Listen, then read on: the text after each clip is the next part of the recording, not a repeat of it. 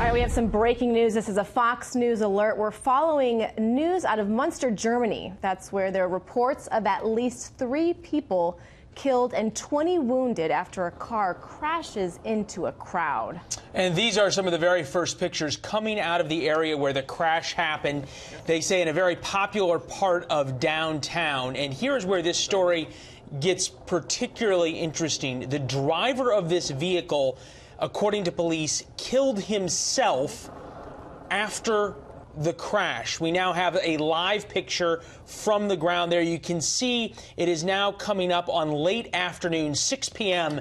in Germany on what was a beautiful Saturday afternoon, 75 degrees outside in a city of about 300,000 people, where we're told this was a pretty popular pedestrian area, a pub area, where this car crashed into a crowd of people. And you can see people walking out, it would seem, from that inner containment zone.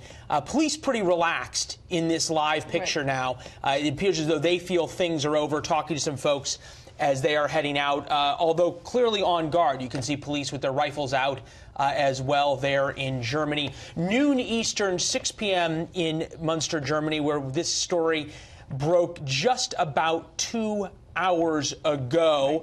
And with that, we welcome you to America's News Headquarters from Washington. I'm Leland Vittert, along with Elizabeth Brand. Elizabeth Brand, thank you so much for joining us. Joining us now on the phone is Fox News national security and foreign affairs analyst, Dr. Walid Phares.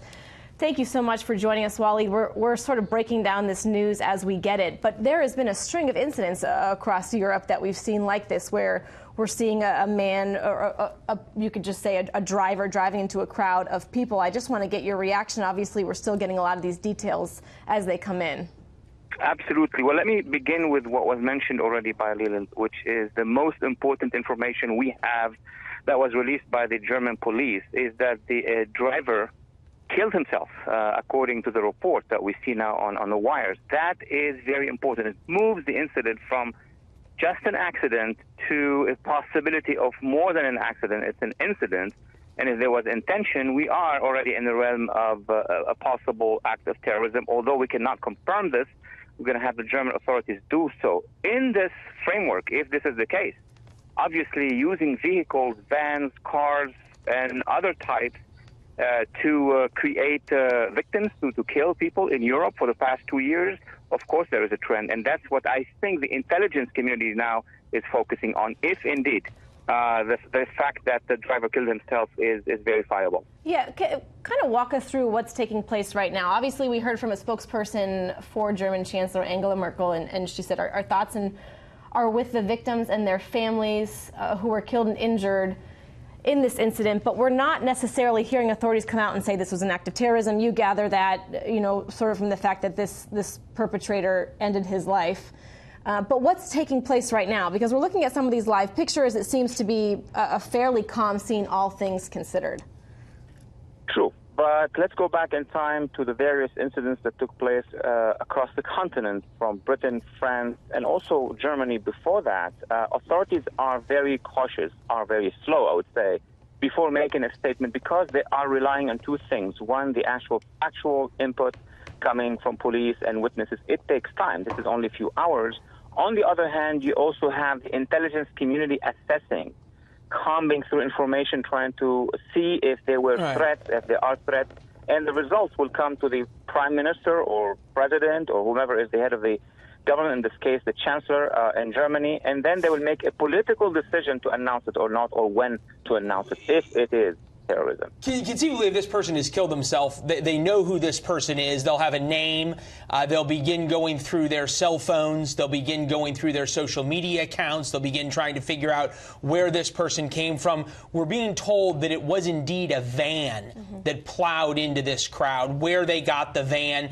And as we've noted, Walid, sort of in Europe, there has been a trend of these using vehicles as weapons, and they've been as sophisticated as the London Bridge attacks, where you had multiple assailants, and as unsophisticated but yet deadly as the Nice attack, where you had a guy just drive a lorry, what they call it over there, down the middle of a boulevard and kill dozens of people. From an intelligence standpoint, what is going to be the calculus of when to release more on what they know about this individual. Fair to say, though, that you put this fact pattern, a crowded pedestrian area in the middle of a sunny Saturday afternoon, van driven into crowd, multiple fatalities, and then the driver kills himself. That doesn't add up to an accident. It's true, but governments have political considerations, have national security considerations, and have all sorts of other considerations. But at the end of the day, facts are the facts. I mean, this information will be released. For example, first element to examine thoroughly is the identity, the ID of the driver, alive or dead. This is going to be known. First of all, they'll go through his own information. Where does he live? What's his name? Is he a native German or immigrant? All that will be known very, very quickly. Second, they're going to go through the list that they have. So if he's somebody, a suspect who's on a list of suspects, Germany has a list of 10 to 12,000, what they call them, potential terrorist threats, people. Same in France. Thirdly, if he's not on that list, if the driver, male or female, is not on that list, then they're going to go through social media. So it's going to be a graduation of layers of information. But it's not going to take more than probably a few hours for the real information to come to government, maybe a couple more days to get more information from the intelligence service about the possibility of, you know, what has been said among the terrorist networks, websites, chatters, so on and so forth. So I would give it 24 hours to get a complete figure of who this person was. You talk about giving it 24 hours, but I'm curious as to, and obviously if there were a threat at this particular location, authorities would sort of sound the alarm. I'm curious as to if this person, if this driver is part of a larger network. Is that something that we could hear about really rather sooner rather than later?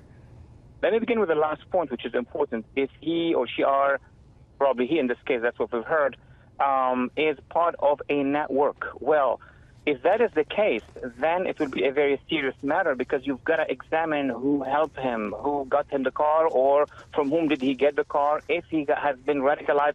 But that is too far.